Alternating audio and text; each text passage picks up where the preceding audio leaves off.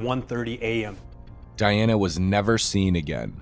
The next day, Lieutenant Harrelson and his partner Sergeant Brad Metz went to Jones's apartment, but no one answered the door.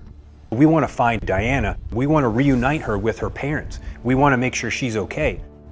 Investigators knew that in order to find Diana, they needed to find Mike Jones. She was 26 years old, and she would call me every day.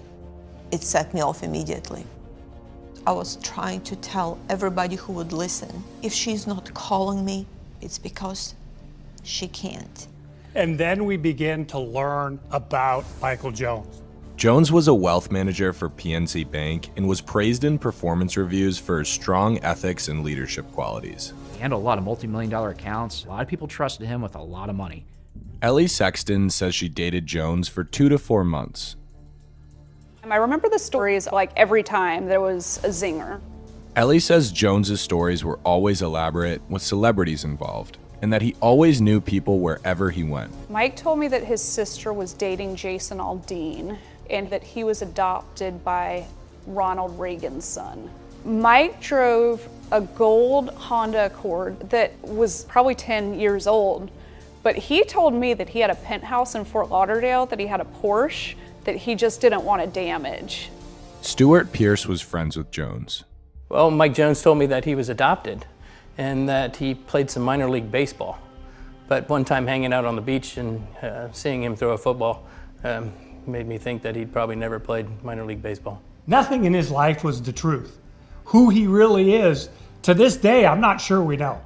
2 days after Diana disappeared, Sergeant Metz noticed Jones's phone had pinged off a cell tower in the Fort Pierce area, 25 minutes away from Vero Beach. Local authorities in Fort Pierce located Jones's gold Honda Accord in the parking lot of a Hampton Inn. Sergeant Metz and Lieutenant Harrelson entered his room.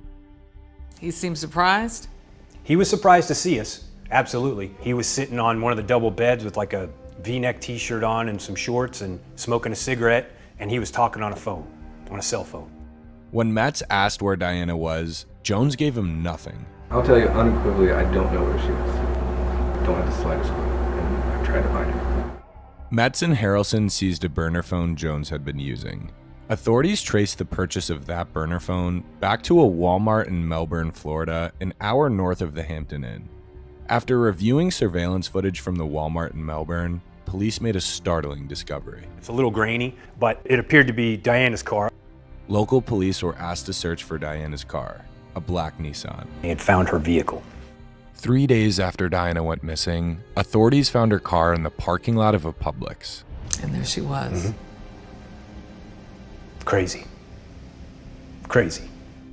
Diana had been found dead in the trunk of her car. There's certain things in this job that you can't unsee, you can't unlive. You'll never forget. I remember putting my hands on my knees and kind of just putting my head down. It was not the way I wanted to find her.